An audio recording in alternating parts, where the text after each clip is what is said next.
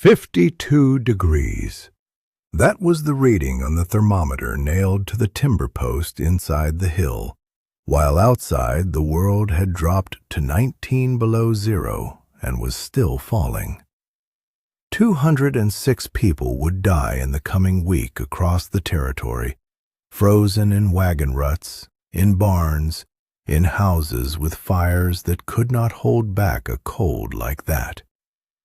The sisters would not be among them. Neither would the 6 goats bedded in straw 12 feet under the earth, nor the rows of turnips and cabbage growing green and stubborn in a chamber that had no business being warm in the dead of a blizzard that historians would later call the worst in living memory.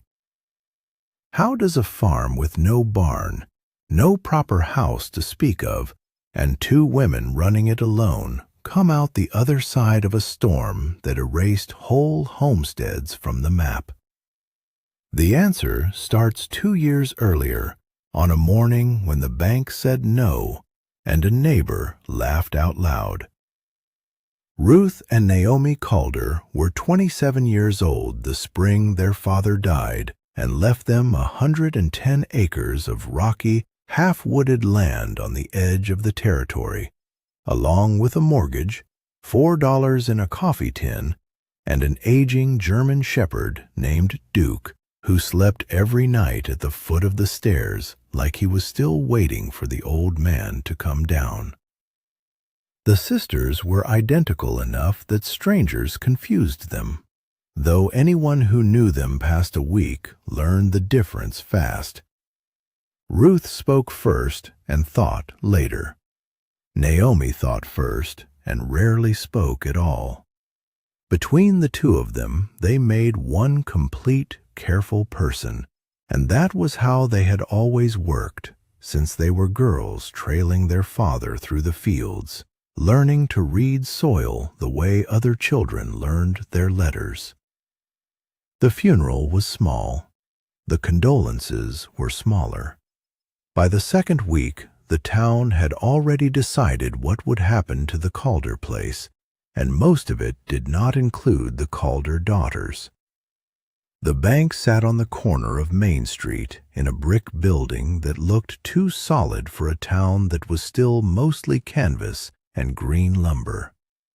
Ruth walked in with the deed folded inside her coat and Naomi at her shoulder, and the man behind the desk, a narrow-faced lender named Whitfield Ross, did not bother to stand. "You want a loan on a farm with no barn, no proper well, and no man to work it?" he said. It was not a question.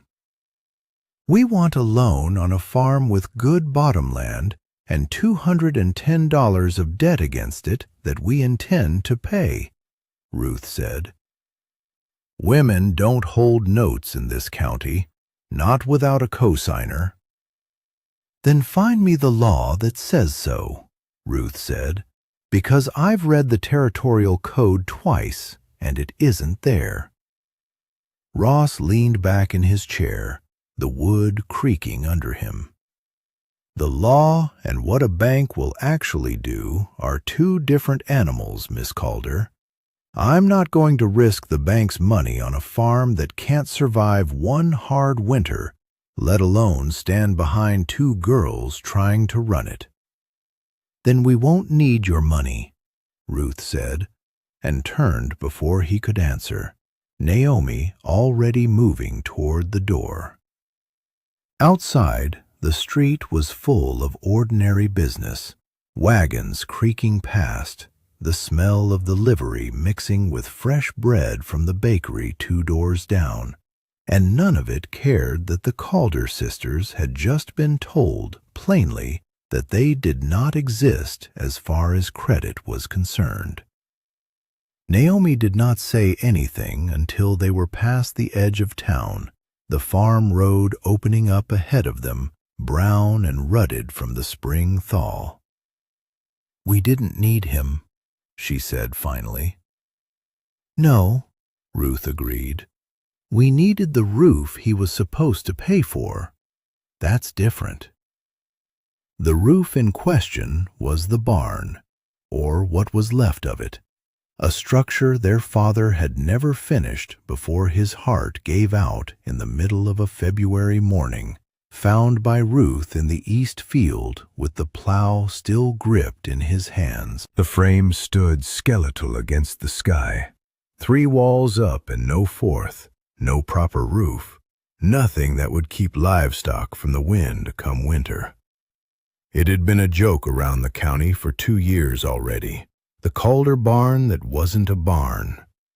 And now it would stay that way, because the money that was supposed to finish it had died with the man who started it. That evening the sisters sat at the kitchen table with a ledger between them, a stub of pencil, and the coffee tin's $4 stacked in coins on the wood. Duke lay across the doorway, ears twitching at every sound from outside, old enough now that his muzzle had gone the color of ash, but still sharp enough to hear a fox in the coop from 50 yards. "We could sell off the east pasture," Naomi said. 20 acres would clear the debt. "And leave us with 90 acres and no way to run stock on half of it," Ruth said. "No, we keep the land. We just have to think different than everyone else is thinking." "Different how?" Ruth tapped the pencil against the table, looking past the ledger, past the window, out toward the low hill that rose behind the house, the one their father had always called the Old Rise, a long grass-covered mound that ran nearly 200 feet before falling back into pasture. "Different like that," she said, and nodded toward the hill.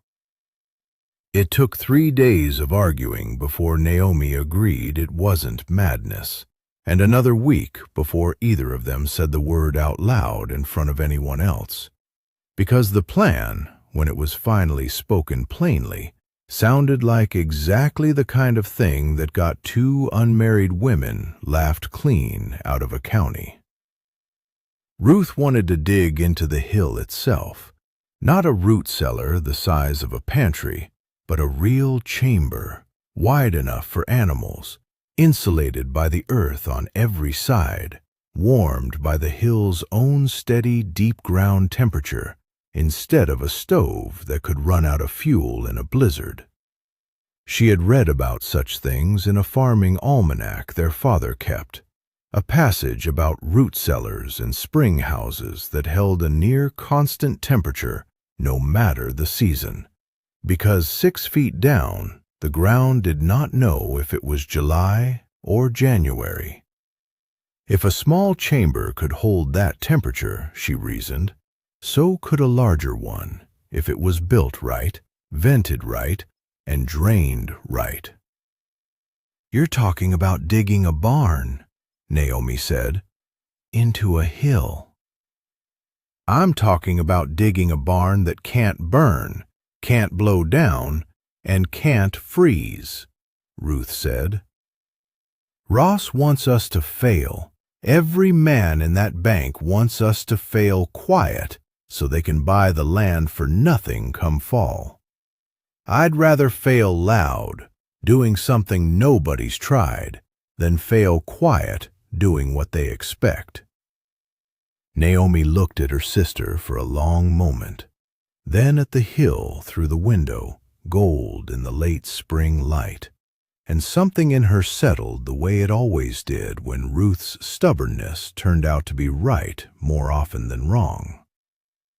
"Then we'd better start digging," she said. They started in April, working before dawn and after dusk around the planting they still had to get into the ground, because a farm did not stop needing tending just because its owners had decided to become excavators.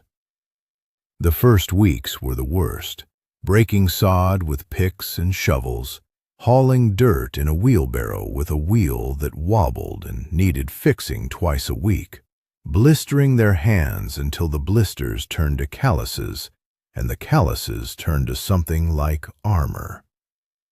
Duke supervised from the shade of a birch tree, occasionally trotting down into the growing pit to sniff at freshly turned earth before retreating when the dirt got too deep for his old joints to climb back out easily.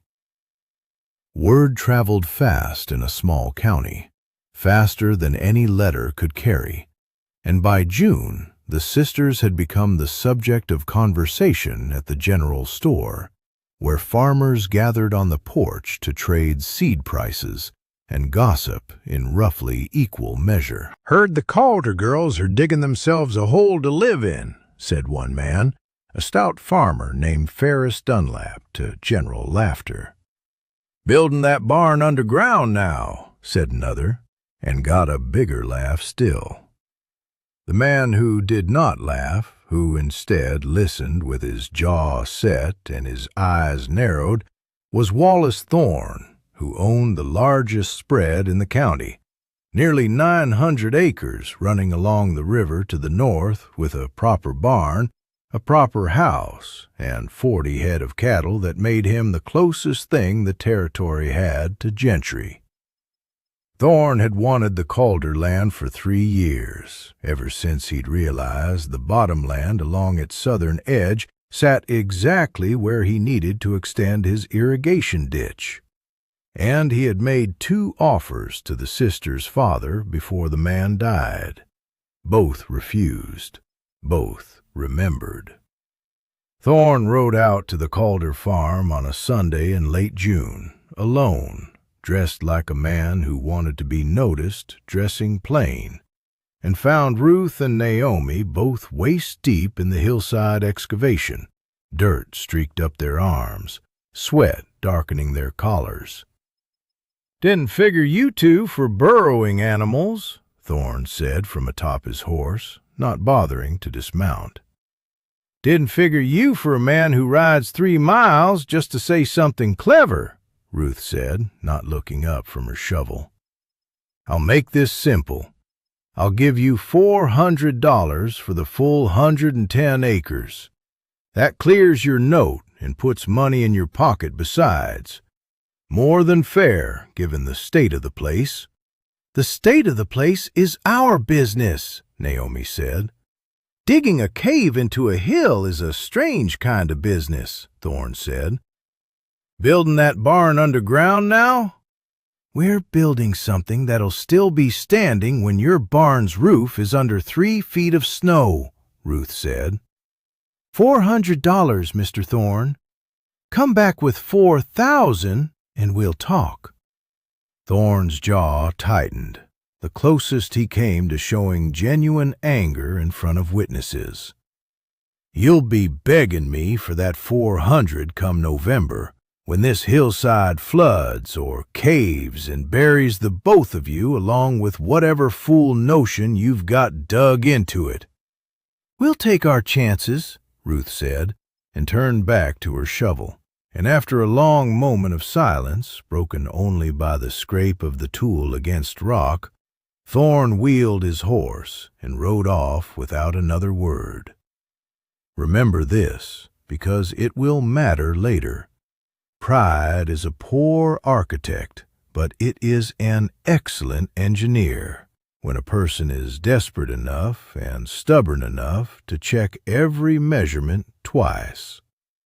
The digging went on through July and into August, the sisters working the hillside in shifts, one on the shovel while the other tended the crops, then switching when arms gave out. They cut into the slope from the south face, where the hill rose gentlest, and drove the tunnel back and slightly upward, a detail Ruth insisted on after reading and rereading the passage in the almanac about drainage. "Water runs downhill," she told Naomi more than once.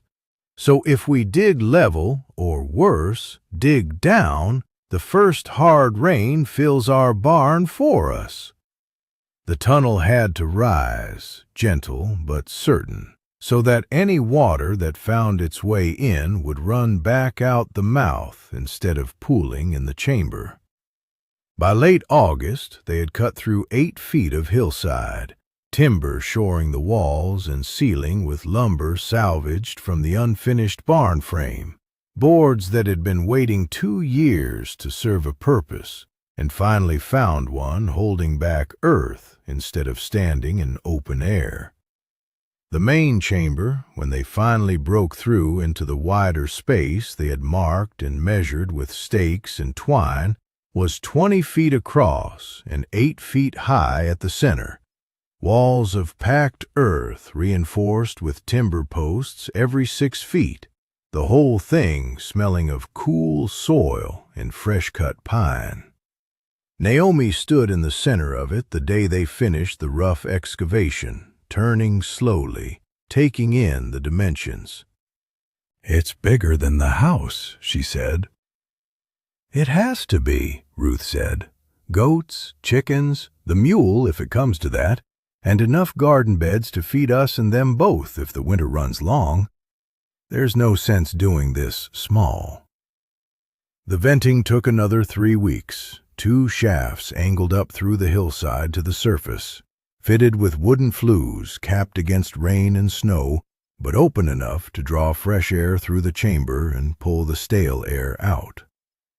Ruth had read about mine ventilation in an old newspaper Naomi brought back from town, an article about a coal operation back east, and adapted the principle as best she understood it, testing the draw by holding a lit candle at the base of each shaft and watching how the flame bent. The thermometer went in the first week of September, a brass instrument Ruth had traded 3 months of eggs to acquire from a peddler passing through, and when she nailed it to the timber post just inside the chamber entrance and watched the needle settle, both sisters stood staring at it like it might change its mind. 52 degrees. Outside that same afternoon, the temperature had climbed past 90 in the late summer heat. Inside the hill, the ground held its own counsel, indifferent to the season, steady the way deep water is steady beneath a storm-tossed surface. "It works," Naomi said, quiet, like she still didn't quite believe the numbers, even standing in front of them. "It'll work better than we know, until winter tells us the truth of it," Ruth said, but she was smiling. The first real smile either of them had managed since their father's funeral. They spent September and October building out the interior, framing stalls along one wall for the goats they'd bought with the last of the coffee tin money, plus what little the summer's crops had earned at market. Laying raised garden beds along the opposite wall, filled with the richest topsoil they could haul in, testing what would grow in the dim light that filtered through the entrance and the 2 vent shafts. Root vegetables took first, turnips and beets pushing up pale but sturdy, and by the time the first frost silvered the grass outside, the underground beds held rows of cabbage and carrots that had no business being so green so late in the year. The town noticed, because the town always noticed, but noticing and understanding were different animals, same as Ross had said about law and banking. What the town saw was 2 women who had spent an entire summer digging in the dirt instead of doing anything a farm was supposed to be doing, and the store porch conversation shifted from mockery to something closer to pity, which, in its own way, was worse. "Shame, really," said Dunlap one October afternoon, loud enough to be heard by half the porch. "Girls worked themselves half to death and got nothing to show for it but a hole in a hill. Winter's going to eat that farm alive."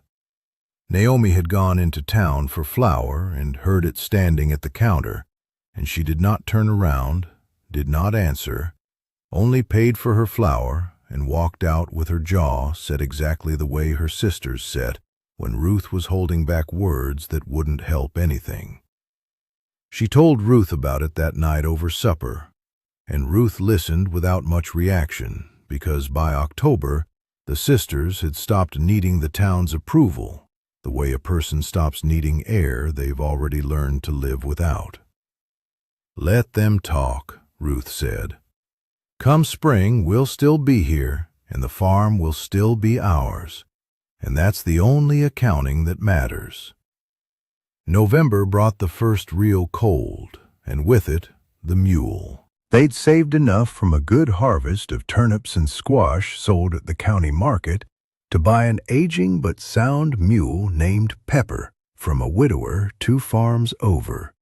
A purchase that would have seemed extravagant to anyone who didn't understand what the sisters intended to do with a working animal through a winter they suspected, correctly, was going to be worse than usual. The old-timers around the county had been saying it for weeks, the kind of talk that circulated every autumn but carried a different weight that year, about geese flying earlier than usual, about squirrels burying acorns like their lives depended on it, about a particular stillness in the air on clear days that the oldest farmers claimed always came before the hardest winters. Ruth and Naomi did not put much stock in squirrel behavior, but they put a great deal of stock in preparation, and by the first week of December, the underground shelter held 6 goats, 11 chickens moved from the coop into a screened enclosure near the entrance where they could still get daylight. The mule, Pepper, stabled in the widest stall they'd built specifically with his size in mind, and garden beds thick with cold, hardy greens that would keep producing through the darkest months. Duke had taken to sleeping just inside the entrance, positioned like a sentry, as if some old instinct told him this strange new den was worth guarding. The blizzard began on the 14th of December, though nobody knew yet what it would become. It started as ordinary snow, steady and thick, the kind that had blanketed the territory a dozen times that season already. By the second day, the wind had picked up enough to turn the snow sideways, and by the third day, the temperature had begun a fall that would not stop for 4 days straight, plunging past 0, then past 10 below, then past 20 below, the wind driving it all into drifts that swallowed fence lines whole. Ruth checked the thermometer on the 4th day of the storm, ducking out from the farmhouse through a rope line she and Naomi had strung between the house and the hillside entrance on the 2nd day, a precaution that would save both their lives before the week was through. Visibility outside had dropped to almost nothing, the world reduced to gray-white noise, the wind carrying a sound like something alive and furious tearing at the corners of the house.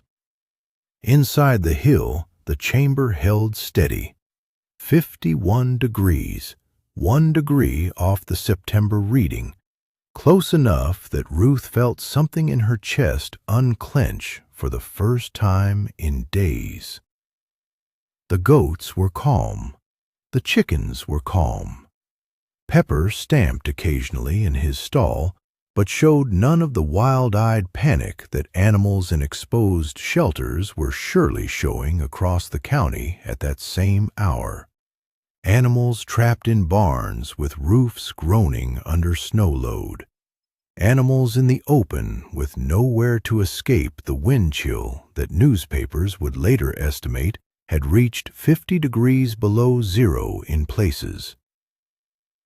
It was on the 5th night, the worst of the storm, that everything nearly went wrong at once, in the way disasters tend to arrive not as a single blow, but as a chain of small failures compounding faster than a person can address them.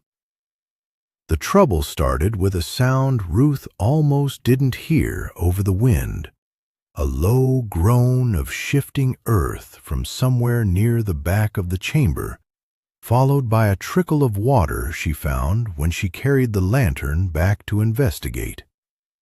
A section of the hillside, weakened by a spring they hadn't known existed, hidden until the sheer volume of meltwater from snow packed against the hill's northern face had found its way down through soil already saturated from the autumn rains, had begun seeping through a seam in the earth wall near the third support timber. Water was pooling at the base of the wall, 6 inches already and rising, exactly the kind of failure Ruth had spent all summer designing against, and had somehow, in one overlooked seam near a support post, they'd sunk deeper than the rest, without checking the ground beneath it carefully enough, missed.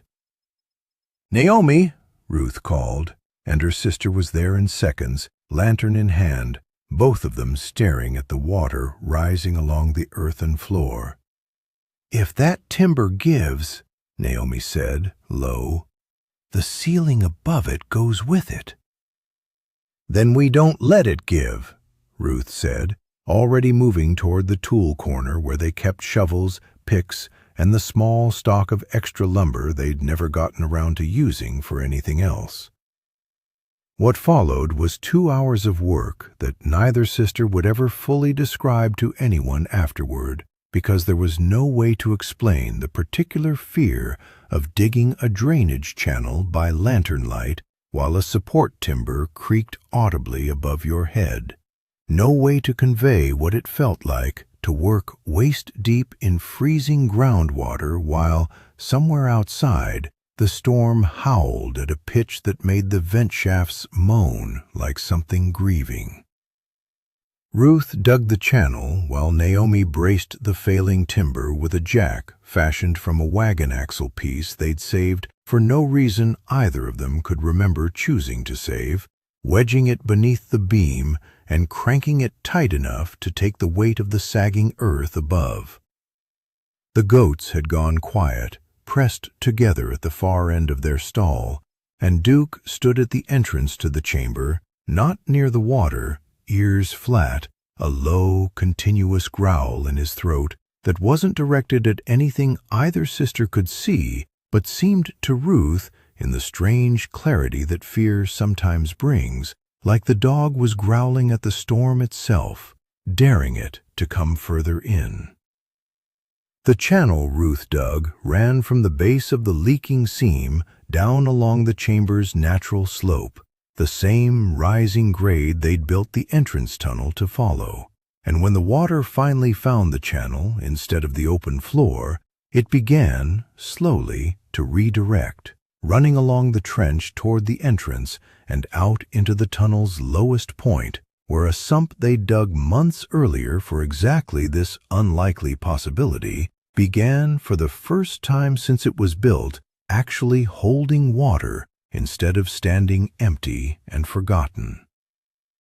By the time the timber held and the water flow steadied into the channel instead of pooling free, both sisters were soaked through, freezing and shaking, not entirely from the cold.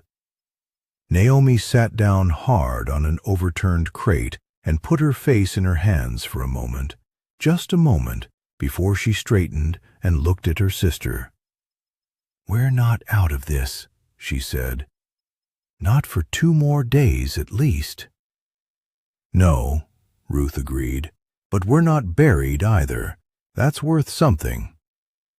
They kept a watch through what remained of that night in shifts, one sister sleeping on a pile of blankets near the goat stalls, while the other monitored the water level and the timber. Duke pacing between them as if he'd appointed himself to a third shift nobody had asked him to take. By morning, the channel was holding, the water level in the sump rising slowly but predictably, and the temperature on the thermometer had not moved from 51 degrees, as steady through the crisis as it had been through every ordinary day since September. The storm broke on the 7th day, the wind finally exhausting itself sometime before dawn, leaving behind a world gone white and silent and strange.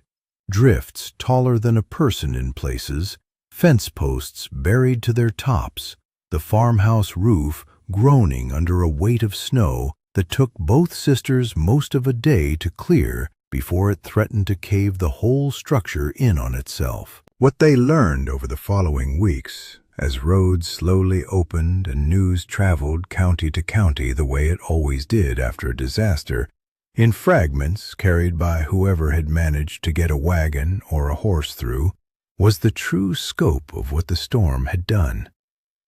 206 confirmed dead across the territory by the time the final count came in, most of them caught outside in the whiteout, some frozen in homes where fires had failed, several dozen livestock losses reported from barns that had collapsed under snow load, or from animals that had simply frozen where they stood in structures never built to hold heat against a cold that deep. Wallace Thorne's barn had lost its roof on the fourth night, the same storm that had nearly claimed the Calder shelter, the weight of accumulated snow finally more than the structure could bear. 6 of his cattle had died in the collapse, another 4 lost to exposure in the days after, when the herd, spooked and scattered, wandered into drifts they couldn't find their way out of. It was, by any measure, the worst loss Thorne had suffered in 15 years of ranching, and it happened to the man who had ridden out to mock a hole dug into a hillside not 6 months before. Ferris Dunlap fared little better. His barn had held, but he'd lost 2 horses to cold that found its way through gaps in board walls, never meant to withstand 50 below, and by the second week of January, half the county was trading stories not of the Calder sisters' foolishness, but of their strange, stubborn foresight, the kind of talk that traveled the same store porch where the mockery had started, except now the tone had shifted into something quieter, almost reverent. The banker, Whitfield Ross, rode out to the Calder farm himself in late January, on a clear, cold day with the snow finally settling enough for travel, and found the sisters in the underground chamber tending to a garden bed of winter greens, the goats fat and healthy in their stalls, the mule, Pepper, looking better fed than half the horses left standing in the county. Ross stood at the entrance for a long moment before either sister acknowledged him, taking in the chamber, the thermometer, the rows of green pushing up out of dark soil in the dead of January. "I'll admit," he said finally, "I did not expect to find this." "Nobody did," Ruth said, not looking up from the row of beets she was thinning. That was rather the point. "The banks had 4 families come in this month asking for relief on notes they can't pay. Farms that lost stock, lost buildings, lost most of what they'd put in the ground for spring," Ross said. "I came out here because I wanted to see for myself whether the talk was true, that 2 women dug a shelter that outlasted every proper barn in the county." "It's true," Naomi said simply. Ross was quiet a moment longer, then reached into his coat and produced a folded paper. "I'm prepared to offer terms on that loan you asked for back in the spring. Better terms than I'd have offered any man in this county, given what I've seen here today." Ruth finally straightened, wiping her hands on her apron, and looked at him with an expression that held no triumph, only a kind of tired clarity. "We don't need the loan anymore, Mr. Ross. We built what we needed without it, but I appreciate you riding all the way out here to say so." Ross had the good grace to look embarrassed, tucking the paper back into his coat.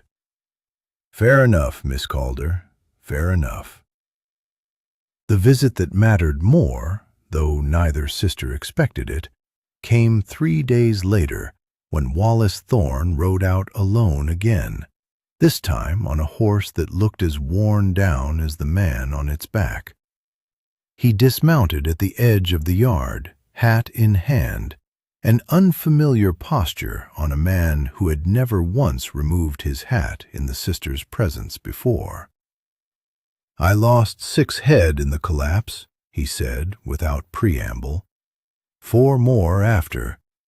"I've got hands and money enough to rebuild the barn, but I don't have the first idea how to build something that'll hold through a storm like the one we just had. I heard what you two did with that hillside." Ruth studied him for a long moment. Naomi said nothing, watching her sister decide.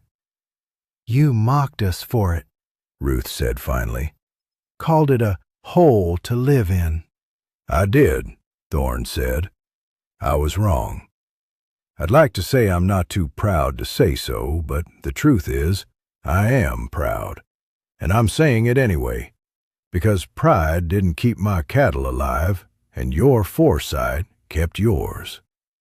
There was no apology beyond that, no long speech, and none was needed. Ruth looked at Naomi, who gave the smallest of nods, and the sisters spent the better part of the next 2 weeks out at the Thorne spread, not rebuilding his barn from scratch, but showing his hands how to dig a proper drainage channel, how to angle a shelter's floor against groundwater, how to test soil before committing timber to it. Thorne worked alongside them without complaint, without commentary, hauling dirt same as any hand on his payroll. And if there was reconciliation in it, it happened in that silence, in the shared labor, rather than in any words exchanged over it. By the time spring finally broke properly across the territory, the Calder farm had become something the county pointed to instead of laughed at. 110 acres, with a hillside shelter that had outlasted a disaster, killing over 200 people and untold hundreds of head of livestock. Ruth and Naomi never did build a proper barn above ground. Not that year, and not the year after, because they had learned something the rest of the county was only beginning to understand. Sometimes the strongest shelter isn't the one that stands tallest against the sky, but the one that goes deep enough to stop needing to fight the sky at all. The store porch conversation changed, too, in the way small-town talk always eventually catches up to small-town truth. By March, farmers who had once laughed at the Calder girls digging in the dirt were asking Ruth and Naomi, cautiously, over the counter at the general store, how deep a person needed to cut into a hillside before the ground stopped caring about the weather above it. Dunlap himself came around eventually, sheepish in a way that suited him poorly, admitting over a sack of seed that he'd lost 2 horses he might have saved if he'd built different, built smarter, built the way 2 sisters half the county had underestimated had built. Ruth answered every question plainly, without triumph in her voice, because there was no use holding a grudge against people who were only now catching up to what patience and hard work had already proven true. Naomi answered fewer questions, but showed up at 3 neighboring farms that spring with a shovel over her shoulder and a willingness to dig that surprised everyone who'd known her only as the quiet twin. Planting season came in April, and for the first time in 2 years, the Calder farm did not feel like a farm holding its breath. The surface fields went in on schedule, corn and wheat and a wider stretch of vegetables than they'd ever attempted before, because the underground chamber had proven itself capable of carrying seedlings through the last hard frosts that used to claim a portion of every early planting. Pepper pulled the plow steady through soil turned soft and dark by winter's slow work beneath it, and the goats, fat and healthy from a season spent warm and fed while half the county's livestock had gone hungry or worse, grazed the greening pasture like the storm had never happened at all. Ruth stood at the top of the hill one evening in late April, looking down at the farmhouse, the mended barn frame they'd finally finished roofing that spring, more for storage than shelter. and the low grassy mound that held, 12 feet beneath its surface, the reason the Calder name meant something different in the county now than it had a year before. Naomi climbed up beside her, Duke trailing slow behind, his gray muzzle lifted to catch the evening wind. "Ross wants to put our story in the bank's ledger of good risks," Naomi said. "Said he'd use it to justify loaning to other women who come asking." "Let him," Ruth said. "Doesn't cost us anything, and maybe it opens a door for the next woman who walks into that office and gets told no." "You think Thorne meant what he said about being wrong?" "I think a man doesn't spend 2 weeks digging drainage ditches with his own hands for the fun of admitting a mistake," Ruth said. "That's not an apology. That's proof."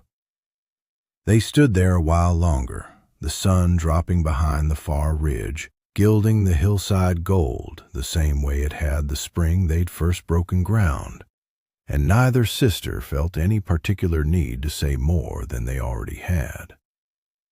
The land had provided, same as their father always promised it would, provided it was met with the kind of stubborn, careful attention that respected what the ground could give, instead of demanding more than it had to offer. Duke lived another 3 winters after that one, sleeping most nights at the mouth of the hillside chamber, an old dog guarding a den that had earned its keep.